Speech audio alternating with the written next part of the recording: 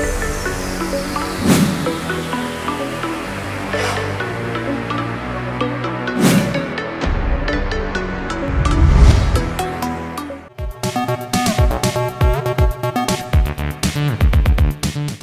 Hello welcome to best of the day. మరి ఈరోజు best of the డేలో కొత్త విశేషాలతో పాటు కొన్ని ఆసక్తికరమైన నిజాలు మరియు చరిత్రలో ఈరోజు జరిగిన ముఖ్య సంఘటనల గురించి తెలుసుకుందాం. Let's start the programme.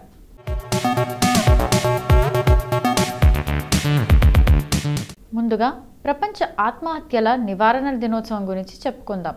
ఓ కష్టం, ఓ నష్టం, ఆవేదన, ఆవేశం, ఆక్రోశం, ఏదో ఒక కారణం, ఏదో ఒక ఆందోళన మనిషిని తన ప్రాణం తాను తీసుకునేలా చేస్తోంది.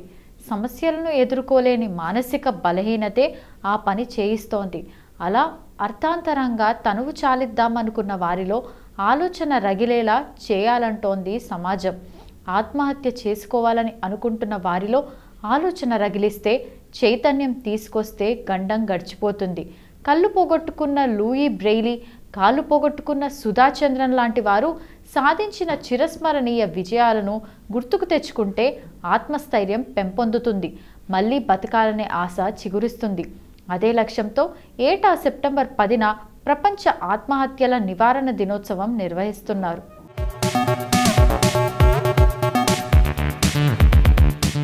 ఇలా మొదలైంది ఆత్మహత్యల నివారణ దినోత్సవం. మొదటిసారిగా 2003 సంవత్సరంలో సెప్టెంబర్ 10న ప్రారంభమైంది. International association for suicide prevention, ప్రపంచం ఆరోగ్య సంస్థ WHO సంయుక్తంగా ప్రపంచవ్యాప్తంగా ఆత్మహత్యల కేసులను తగ్గించడానికి చొరవ తీసుకున్నాయి.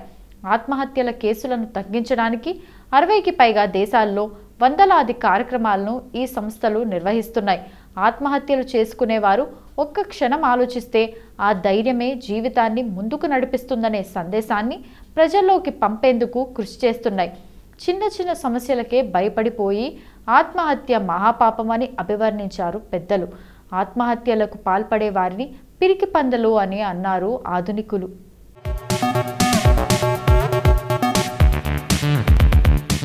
ఆత్మహత్య చేసుకోవాలనుకుంటే అంతకు ముందు ఒక ప్రజాకంటకుణ్ణి తుదముట్టించు అని మహాకవి శ్రీశ్రీ సందేశమిచ్చారు. కన్ను తెరిస్తే జననం, కన్ను మూస్తే మరణం, రెప్పపాటే కదా జీవితం అని అంటాడు ఓ కవి.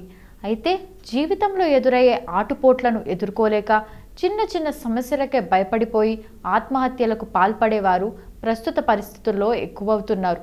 మారుతున్న పరిస్థితులకు అనుగుణంగా మారలేకపోవడం, జీవితంలో పెరిగిపోతున్న యాంత్రికత, తీవ్రమైన మానసిక ఒత్తిడి ఆత్మహత్యలను ప్రేరేపిస్తున్నాయనేది మానసిక విశ్లేషకుల అభిప్రాయం. వార్తాపత్రిక తెరిచినా, టీవీలో వార్తలు చూసినా ప్రతిరోజు కామన్గా కనిపించే వార్తల్లో ఆత్మహత్య ఒకటి. సెలబ్రిటీల నుంచి సాధారణ గృహిణుల వరకు, రైతుల నుంచి విద్యార్థుల వరకు ఇలా ఎంతోమంది బలవన్మరణాలకు పాల్పడుతూ తమ కుటుంబాలకు తీరని వేదనను మిగులుస్తున్నారు.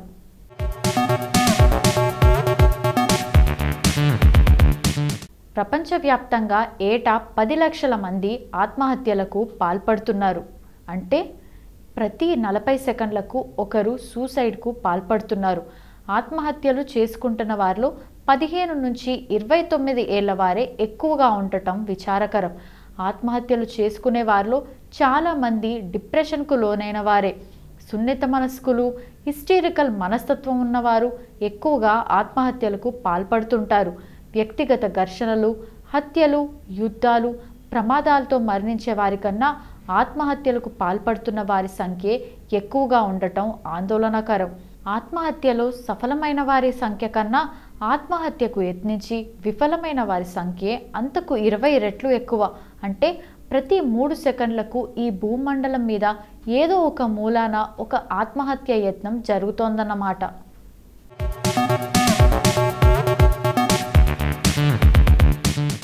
మన దేశంలో ఆత్మహత్యలు ఎక్కువే. ప్రపంచంలో ఇతర ప్రాంతాలతో పోలిస్తే మన దేశంలో ఆత్మహత్యలు ఎక్కువే. ఆత్మహత్యల విషయంలో మన దేశం 22వ ర్యాంకులో ఉంది. ఏటా 1,35,000 మంది ఇక్కడ ఆత్మహత్యలకు పాల్పడుతున్నారు. కేరళ, తెలంగాణ, ఛత్తీస్గఢ్ రాష్ట్రాల్లో అత్యధికంగా ఆత్మహత్యలు జరుగుతుండగా అభివృద్ధికి ఆమడ దూరంలో ఉన్న బీహార్ రాష్ట్రంలో మాత్రం అతి తక్కువ బలవన్మరణాలు చోటు చేసుకోవడం గమనార్హం. 1987 2007 మధ్య కాలంలో దేశంలో ఆత్మహత్యలు 7.9 నుంచి 10.3% పెరిగాయి. రైతుల ఆత్మహత్యలు కూడా ఈ వ్యవధిలో బాగా ఎక్కువయ్యాయి. 7వ స్థానంలో తెలంగాణ. ఆత్మహత్యల్లో తెలంగాణ రాష్ట్రం దేశంలో 7వ స్థానంలో ఉంది. దేశంలో అత్యధికంగా ఆత్మహత్యలు మహారాష్ట్రలో జరుగుతున్నాయి.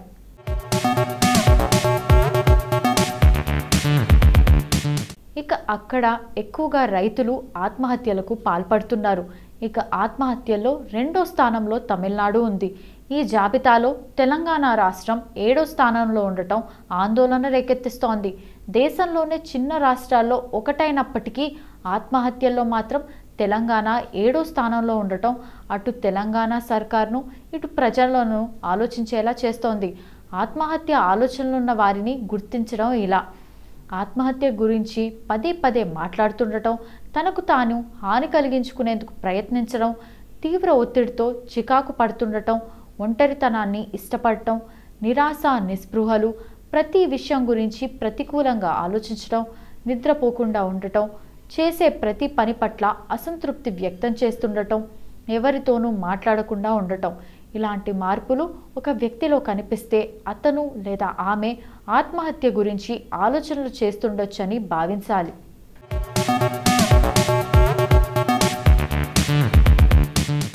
ఇప్పటి వరకు ప్రపంచ ఆత్మహత్యల నివారణ దినోత్సవం గురించి మనకు తెలియని కొన్ని ఆసక్తికరమైన నిజాలు తెలుసుకున్నాం కదా. మరి సెప్టెంబర్ 10వ తేదీన ఒక్కసారి చరిత్రలోకి వెళ్ళి చూస్తే ఎంతోమంది ప్రముఖుల జన్మాలు జరిగాయి. మరి ఒక్కసారి చరిత్ర పుటల్లోకి వెళ్ళి నేడు జన్మించిన ప్రముఖులు ఎవరో తెలుసుకుందాం రండి.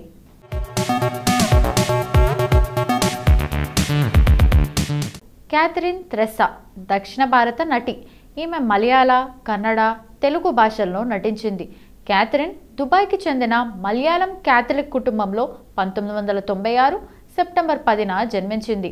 కన్నడంలో ప్రముఖ నటుడు దునియా విజయ్ సరసన శంకర్ ఐపీఎస్ సినిమాతో తెరంగేట్రం చేసిన క్యాథరిన్ అదే సంవత్సరంలో పృథ్వీరాజ్ సరసన మలయాళంలో ది థ్రిల్లర్ సినిమాలో నటించింది. అదే సంవత్సరంలో కన్నడ భాషలో ఉప్పుకుండం బ్రదర్స్, విష్ణు సినిమాల్లో నటించింది. 2012లో ఉపేంద్ర సరసన గాడ్ ఫాదర్ సినిమాలో నటించిన క్యాథరిన్ ఆ సినిమాతో మంచి గుర్తింపును సాధించింది. 2013లో క్యాథరిన్ వరుణ్ సందేశ్ సరసన చమ్మక్ చెల్లో సినిమాతో తెలుగులో తెరంగేట్రం చేసింది. ఆ సినిమా విఫలమైన క్యాథరిన్కు మంచి గుర్తింపు వచ్చింది.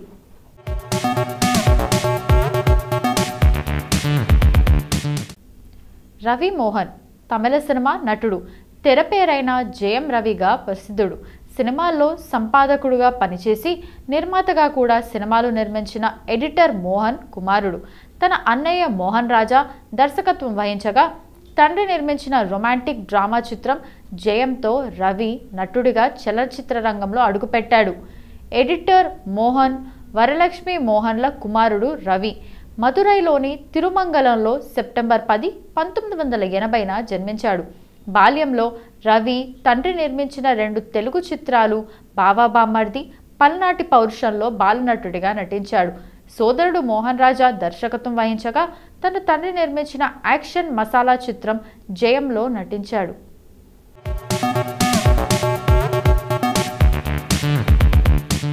అనురాగ్ కశ్యప్ భారతదేశానికి చెందిన సినిమా దర్శకుడు, నిర్మాత. అనురాగ్ సింగ్ కశ్యప్ 1972 సెప్టెంబర్ 10న బాలియా, ఉత్తరప్రదేశ్లో జన్మించారు. అతను 4 ఫిల్మ్ఫేర్ అవార్డులను అందుకున్నాడు. చలనచిత్రానికి ఆయన చేసిన కృషికి ఫ్రాన్స్ ప్రభుత్వం 2013లో అతనికి knight of the order of arts and లెటర్స్ని ఇచ్చింది.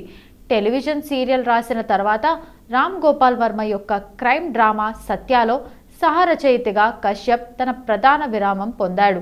సెన్సార్ సమస్యల కారణంగా థియేటర్లలో విడుదల చేయని పాంచ్తో దర్శకుడిగా అరంగేట్రం చేశాడు. తర్వాత అతను బ్లాక్ ఫ్రైడేకి దర్శకత్వం వహించాడు. 1993 బొంబాయి బాంబు దాడుల గురించి హుస్సేన్ ఖైదీ రాసిన నేమ్ సేక్ పుస్తకం ఆధారంగా రూపొందించబడింది.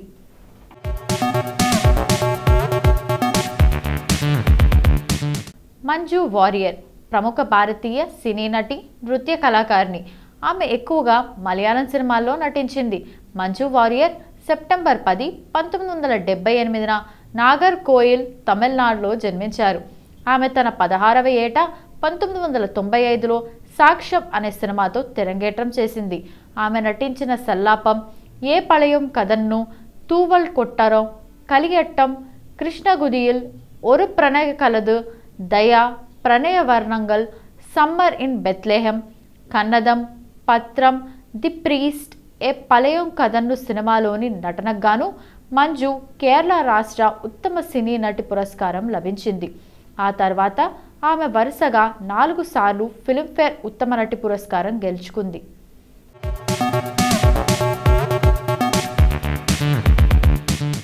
రమేష్ అరవింద్ భారతీయ నటుడు, దర్శకుడు, TV show host, screen writer, motivational speaker, రచయిత. 34 సంవత్సరాలుగా వినోద పరిశ్రమలో ఉన్నాడు. 6 భాషల్లో రచనలు చేశాడు. 140కి పైగా సినిమాల్లో నటించాడు. ఎక్కువగా కన్నడ, తమిళ సినిమాల్లో నటించాడు. ఇంకా కొన్ని తెలుగు, మలయాళం, హిందీ సినిమాల్లో కూడా నటించాడు. రమేష్ అరవింద్ 1964 సెప్టెంబర్ 10న బెంగళూరు, కర్ణాటకలో జన్మించారు. అతను ప్రధానంగా కన్నడలో పనిచేశాడు. తమిళం, తెలుగు, మలయాళం, హిందీ చిత్రాల్లో కూడా నటించాడు. పుష్పక విమానం, రామశ్యామ భామ, సతీలీలావతి, డ్యూయెట్, అమెరికా అమెరికా, ఉల్టా పల్టా, చంద్రముఖి సినిమాల్లో అతడి పాత్రలకు పేరు పొందాడు. అతను తన కెరీర్లో అనేక పురస్కారాలు పొందాడు. మరెన్నిటికో నామినేట్ అయ్యాడు.